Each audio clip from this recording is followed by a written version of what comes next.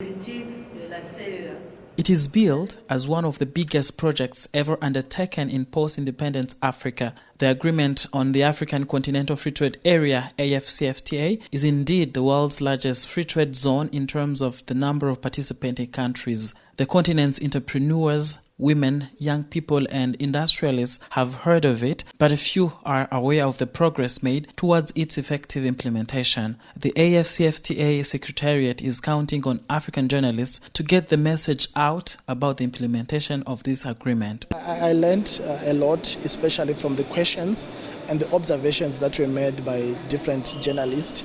I think there's a need to make sure that information is easily accessible and easily digestible, such that it can be embraced and consumed by everyone.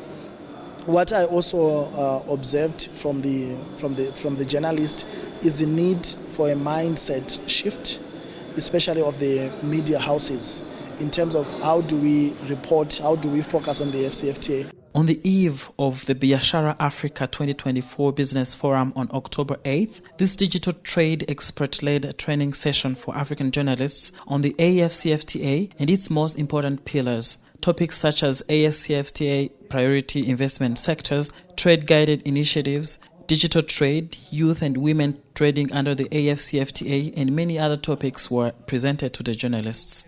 Newsrooms are more inclined to speak on or report on things that are exclusive and things that are more likely to drive traffic, whether towards the website or, if you're a newspaper, things that will drive people that will buy the news, that will drive people to buy the newspaper. And most of that is negativity.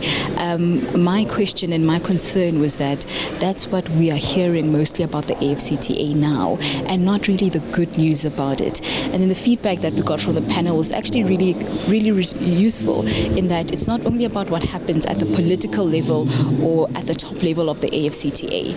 What we should maybe start working on or start reporting on is on the ordinary person on the ground, how they are working towards actually integrating AfCFTA protocols into their everyday businesses. Some highlights of the AfCFTA include the fact that it could help lift over 30 million Africans out of extreme poverty. It is also expected to boost African income by $450 billion by 2035, representing 7% of African income growth.